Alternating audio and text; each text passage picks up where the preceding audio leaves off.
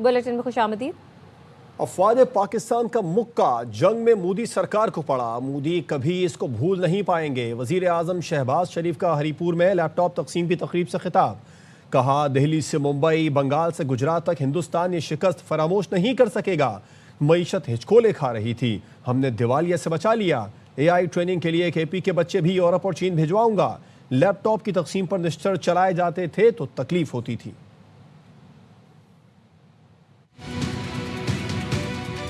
वो मुक्का था अफवाज पाकिस्तान का 6 मई और 10 मई के दौरान जो जंग लड़ी गई। मोदी सरकार को जिंदगी भर वो सबक कभी भूलेगा नहीं। दिल्ली से लेके बॉम्बे तक, बंगाल से लेकर गुजरात तक हिंदुस्तान ये शिकस्त कभी फरामोश नहीं कर सकेगा। मईशत हचकोले खा रही थी 2023-24 में। डिफॉल्ट से पाकिस्तान बच गया। मैक्रो लेवल पर मुस्तहकम है, अब उसमें ग्रोथ लेके आनी है।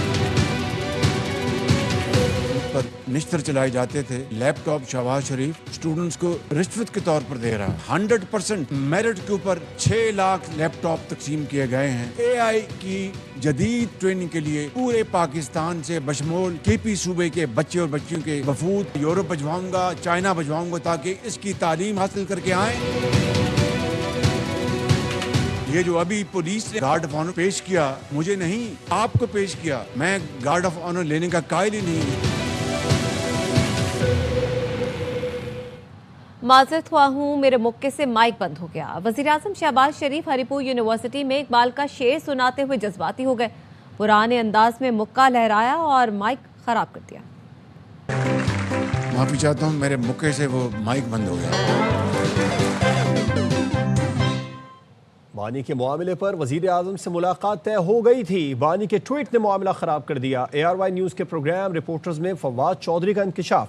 साबिक वफाकी वजीर ने कहा, इस मामले में 3 फरीक बानी, हुकूमत और इस्टेब्लिशमेंट हैं। बानी PTI से कोट लखपत में हमारी मुलाकात हुई थी। तीनों फरीकों की मर्जी थी तभी मुलाकात हुई। फवाद चौधरी ने कहा, जनरल बाजवा समझते थे PTI की मकबूलियत खत्म हो गई, उन्हें अगली तोसी नून लीग से लेना थी।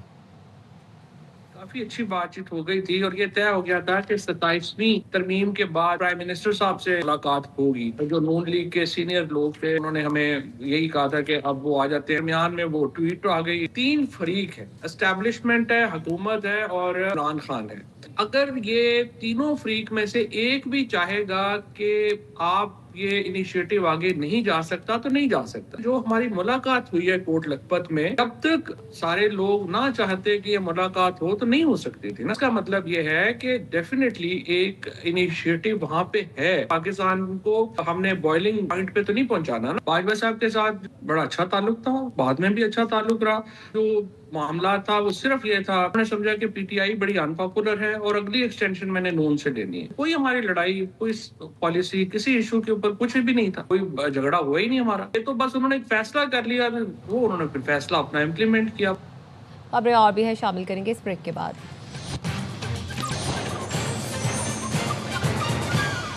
Welcome back. भारत में मुस्लिम लड़की का नकाब खींचने पर एक वजीर का घटिया रद्द-ए-अमल। यूपी के वजीर संजय निषाद ने इखलाकी पस्ती की इंतहा कर दी। बेशर्मी से कहा, हिजाब छूने पर इतना शोर क्यों? किसी और जगह हाथ लग जाता तो क्या होता? बॉलीवुड अदाकारा राखी सावंत ने नकाब खींचने वाले वजीर आला की ऐसी की तैसी कर दी। मुतासरा लड़की डॉक्टर नुसरत परवीन ने सरकारी नौकरी नीतीश कुमार के मुंह पर दे मारी। आगे बढ़ते हैं। सिडनी के भोंडाई बीच पर हमले में मुलव्वस भारतीय दहशतगर्द साजिद अकरम और उसके बेटे नवीद अकरम का पासपोर्ट मंजर-ए-आम पर आ गया। भारतीय नयाद दहशतगर्द साजिद अकरम का पासपोर्ट भारतीय सिफारतखाने ने 24 फरवरी 2022 को 10 साल के लिए जारी किया था। भारतीय सिफारतखाने को पहले दिन से हमलावर की भारतीय शहरियत का इल्म था। भारतीय हुकाम ने जानबूझकर हकीकत छुपाई और अपने मीडिया को पाकिस्तान पर इल्ज़ाम तराशी के लिए वक्त दिया। द गार्डियन का कहना है, ऑस्ट्रेलिया ने 2020 में भारतीय एजेंसी रॉ के 2 अहलकारों को मुल्क बदर किया था। भारतीय एजेंट भी ऑस्ट्रेलिया में मुकीम भारतीय अफराद की प्रोफाइलिंग में मुलव्वस थे। मोंडाई हमलावरों की फिलिपाइन में दहशतगर्दी की ट्रेनिंग का कोई सबूत नहीं मिला। फिलिपाइन के सदारती तर्जुमान का कहना है, फिलिपाइन को दाइश के तरबियती मरकज़ के तौर पर पेश करने की रिपोर्ट्स मुस्तरद करते हैं। फिलिपाइन को दहशतगर्दी की तरबियत के लिए इस्तेमाल करने का दावे का कोई सबूत नहीं दिया गया। फिलिपाइन के फौजी तर्जुमान ने कहा, गुज़िश्ता साल के आगाज़ से अब तक बड़े इंसदाद दहशतगर्दी ऑपरेशन हुए हैं। बागी ग्रुप मुंतशिर है और उनकी कोई क़यादत नहीं है। भारत ने सिडनी वाक़े पर पाकिस्तान के खिलाफ झूठा बयानिया बनाया। वफाकी वज़ीर इत्तलात तारर कहते हैं ऑस्ट्रेलिया में दहशतगर्दी अफसोसनाक है। ऑस्ट्रेलियाई पुलिस ने तस्दीक की कि हमलावर भारत से ताल्लुक़ रखता है।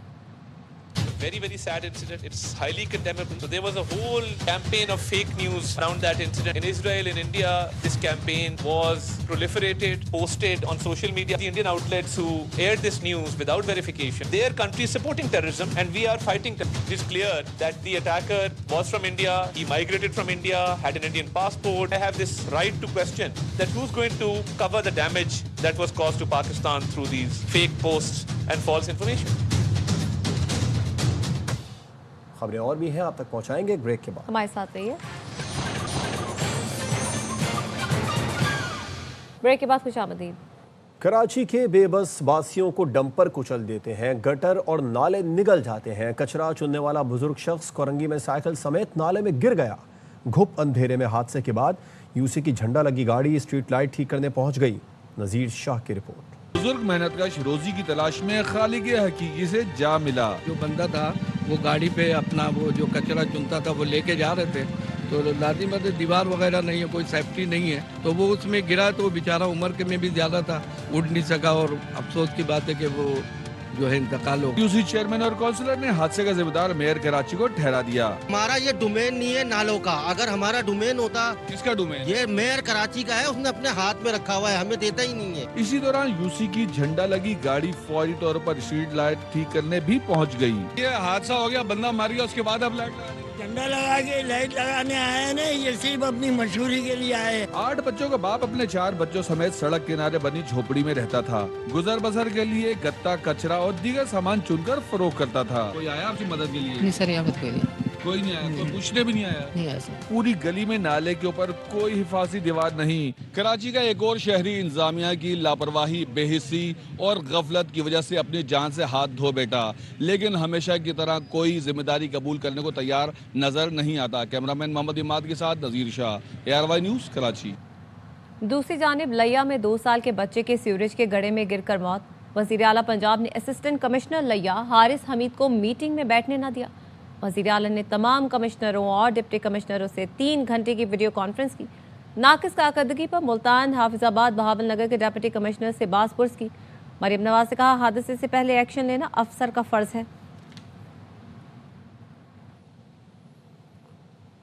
डिजिटल लैंड रिकॉर्ड से तनाज़ात में कमी होगी। वज़ीर आला बलूचिस्तान सरफराज बुगटी कहते हैं बलूचिस्तान की ज़मीनों के रिकॉर्ड को डिजिटल करना एक अहम और फैसला कुन संग मील है। आवाम को बेहतर सहूलियात मैसर आएंगी। ज़मीनों के डिजिटल रिकॉर्ड में शफाफियत के बगैर पायदार तरक्की मुमकिन नहीं। डिजिटल निज़ाम गवर्नेंस को मजबूत बनाएगा। इससे बदउनवानी के इम्कानात कम और ज़मीनों की मुंतक़ली और तस्दीक़ में सहूलत मिलेगी।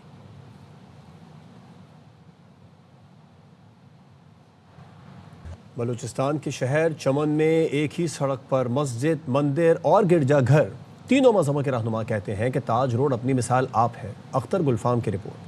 ये चमन का ताज रोड है जिस पर 3 मज़ाहिब के मानने वालों की इबादत गाह कायम है। आगाज में मरकजी जामा मस्जिद, फिर धर्मशाला मंदिर, दरमियान में सेंट पॉल चर्च और आखिर में लीवीज हेडक्वार्टर जामा मस्जिद है। ताज रोड चमन के सबसे बड़ी कारोबारी शाहिरा और रोड है। चमन का सबसे बड़ा मंदिर यहाँ ताज रोड पर मौजूद है और ईसाई बरादरी का सबसे बड़ा जो चर्च है वो यहाँ पर मौजूद है। ताज रोड का हुस्न दुबाला करता है। यहाँ पर बड़ी भरपूर खुशी के साथ हम अपने जो हमारी ईद आती है, हमारे क्रिसमस आते हैं, ईस्टर आते हैं, साथी के साथ मनाते हैं। पूरी आजादी हासिल है। यहाँ त्योहारों में दीगर मज़ाहिब के लोगों को दावत देकर बुलाया जाता है और सबके त्योहारों में शिरकत भी की जाती है। ये जगह मजहबी हम आहंगी की एक बेहतरीन मिसाल है। एक रोड 3 इबादत गाहे। चमन का ताज रोड बैनुल मज़ाहिब रवादारी का बेहतरीन शाखार है। कैमरामैन अयातुल्लाह के साथ अख्तर गुलफाम, ARY न्यूज़, चमन। अमरीकी जरीदे ब्लूमबर्ग ने दुनिया के अमीर तरीन खानदानों की फहरिस्त जारी कर दी। दुनिया के 5 अमीर तरीन खानदानों में से 3 का ताल्लुक अरब ममालिक से है। रिपोर्ट के मुताबिक UAE का अल नहयान खानदान दुनिया का दूसरा अमीर तरीन खानदान करार दिया गया। उनकी मजमूई दौलत $335.9 अरब है। सऊदी शाही खानदान आल सऊद दौलत के लिहाज से दुनिया में तीसरे नंबर पर है। उनकी मजमूई दौलत 213.6 अरब डॉलर तक पहुंच चुकी है।